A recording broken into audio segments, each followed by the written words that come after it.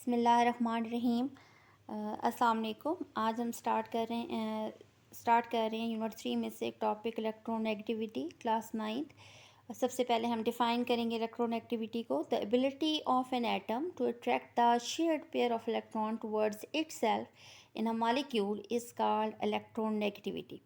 یعنی ایٹمس کے درمیان جو الیکٹران پیئر شیئر ہوتا ہے یعنی بانڈنگ ہوتی ہے، تو اپنی طرف اس شیئرڈ پیئر آف الیکٹران کو اٹریکٹ کرنے کی صلاحیت کو ہم کیا کہتے ہیں؟ Electro negativity. دو مختلف ایٹمس کے درمیان جب بانڈ بنتا ہے تو اس صورت میں یہ ہو سکتا ہے کہ ایک ایٹم میں یہ ایبلٹی زیادہ ہو کہ وہ اپنی طرف الیکٹرانز کو زیادہ اٹریکٹ کر سکے، تو اس خاصیت کو ہم کیا کہتے ہیں؟ Electro negativity.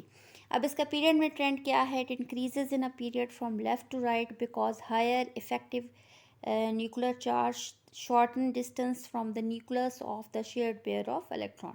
پیریڈ میں یہ انکریز کرتا ہے، اس کی وجہ کیا ہے کہ پیریڈ میں نمبر آف شیلز میں اضافہ نہیں ہوتا، افیکٹو نیوکلر چارج بڑھنے کی وجہ سے نیوکلس الیکٹران کے درمیان ڈسٹینس کم ہو جاتا ہے، اور اس وجہ سے جو ہے یہ ٹرینڈ پیریڈ میں انکریز کرتا ہے۔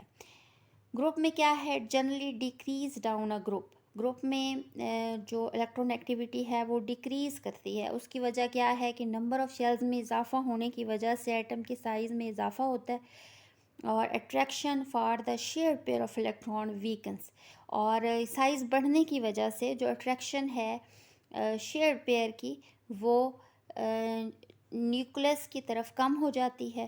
اور اس کی اگر ہم ایک چھوٹی سی ایگزامپل دیکھتے ہیں، ہائیڈروکلورک ایسڈ HCl، تو اس میں کلورین کے اندر یہ صلاحیت ہوگی کہ وہ اپنی طرف شیئر پیئر آف الیکٹران کو زیادہ اٹریکٹ کر سکتا ہے۔